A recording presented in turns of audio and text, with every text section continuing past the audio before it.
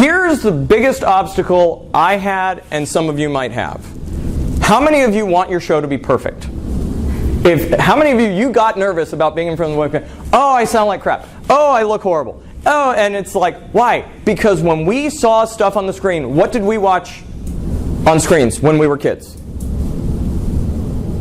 Television. Television was rehearsed. Television for the actors is one of the most frustrating things in the world because they do dozens and dozens of takes for 5 minutes. And you don't have time for that. But think about this for a moment. What are your students watching on television? Live reality. Reality TV, Duck Dynasty, Keeping Up with the Kardashians, and it's warts and all television. Even scripted television like The Office. They have The Breakout like Survivor. Because they even made scripted TV look like reality TV. Now, we can say it's a cultural critique of you people don't have the guts to practice, but do it live. Ham it up. Be your own reality TV star. I mean, now, don't get in trouble by sending tawdry images to people, and maybe you run for president later, but you get the idea.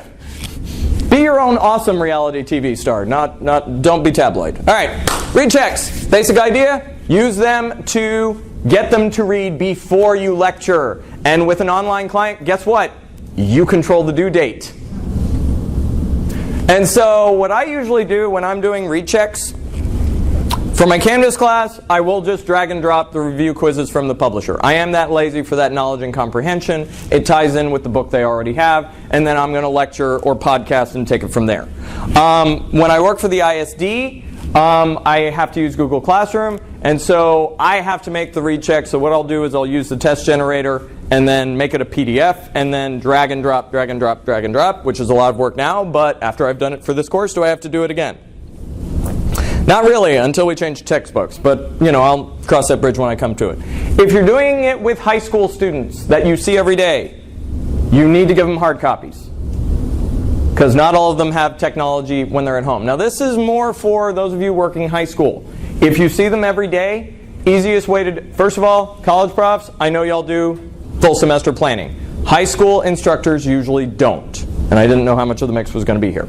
So, one of the things I've often said, and this is great for the college classes too, have those read checks due the same day of the week, every week. That gives you consistency, that gives you a mode of planning. Now, if you are in a high school setting, use it, give them one technology day every week so that they actually have time to access their technology. Because they may have a smartphone, but they may not always have internet.